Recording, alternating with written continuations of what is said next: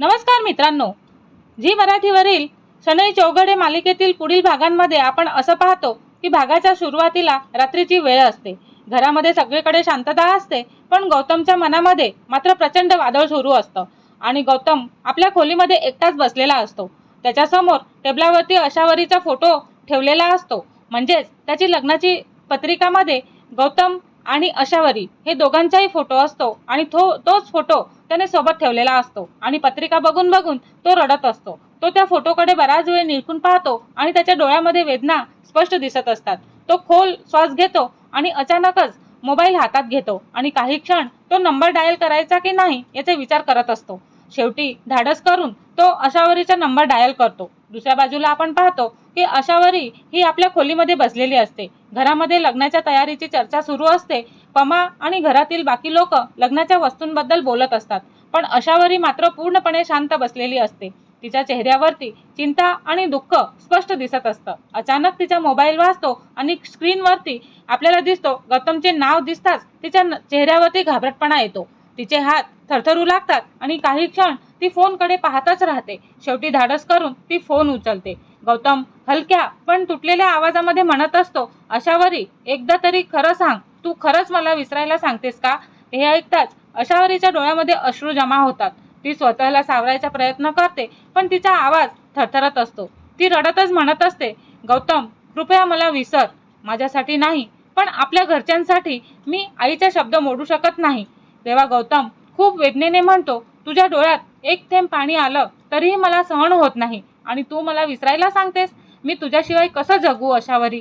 तेव्हा अशावरी अजूनही रडायला लागून जाते आणि ती स्वतःला सावरायचा प्रयत्न करते. तेव्हा गौतम, आता काहीही शक्य नाही, कृपया मला फोन करू नकोस. आणि अचानक फोन तिथूनच ती कट करून देते. फोन कट होताच गौतम पूर्णपणे कोलमडून जातो. तो बेडवरती बसतो आणि डोकं हातात धरतो आणि डोळ्यातून अश्रू वाहू लागतात. तो स्वतःशीच म्हणतो, अशावरी, मी तुला कधीच विसरू शकणार नाही, काहीही झालं तरीही नाही. इकडे दुसऱ्या दिवशी आपण पाहतो, सकाळ होते आणि शहरातील रस्त्यांवरती गर्दी वर्दळ सुरू असते. त्या गर्दीमध्ये जयचा पीए म्हणजेच मॅक एका मुलीला म्हणजेच कोणाला तरी इम्प्रेस करत असतो आणि ती मुलगी दुसरी कोणीच नसून शर्वरी असते. आणि शर्वरी जवळ तो बोलत असतो आणि खूप स्टाईलमध्ये बोलत असतो आणि थाटात उभा असतो.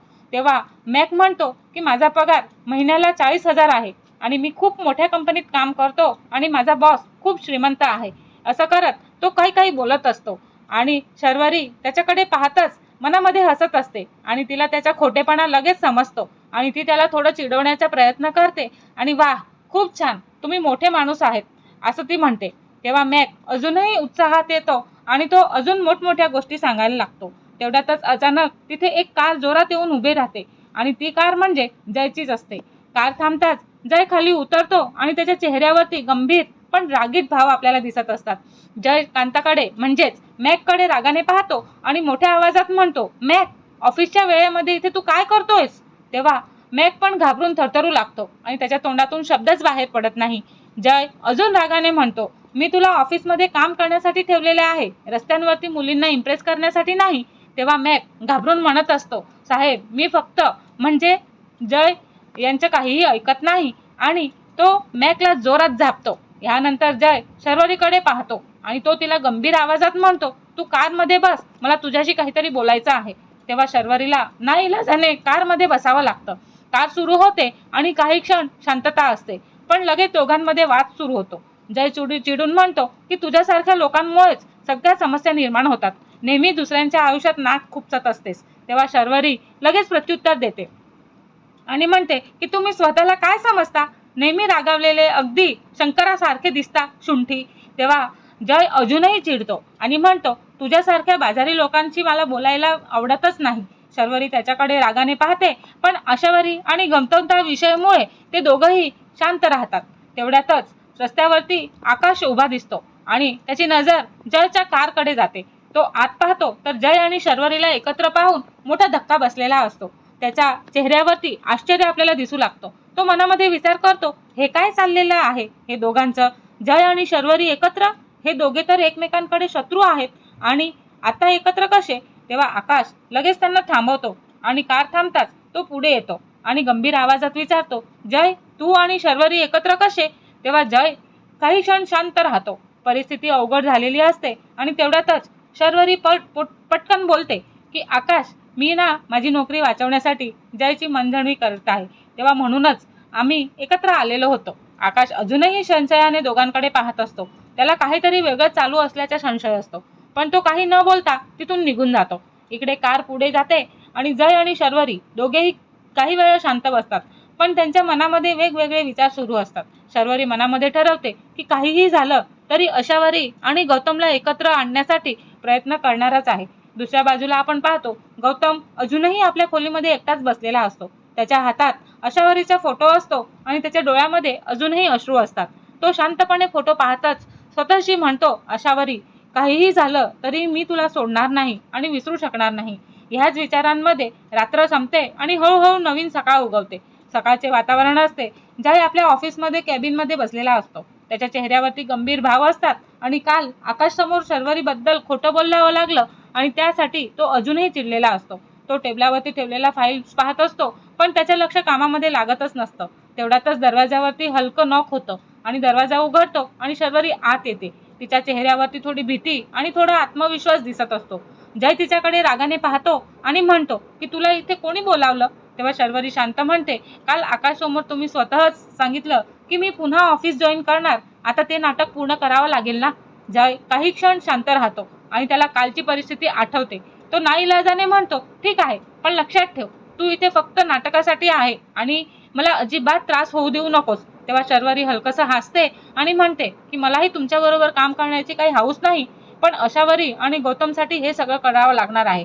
तेव्हा जय थोडा चिडून जातो, पण परिस्थिती लक्षात घेऊन शांत राहतो. तो टेबलावरून एक फाईल उचलतो आणि म्हणतो, आजपासून तू पुन्हा कामावर आहेस आणि पगार पण मी वाढवून देतो, पण हे सगळं बाहेर कोणालाही सांगायचं नाही आणि कळता कामा नाही. तेव्हा शर्वरी मान हलवते आणि ती मनामध्ये विचार करते का हे काम फक्त आशावरीच्या सुखासाठीच करते. काहीही झालं तरीही तिचं आयुष्य वाचवायचंच आहे.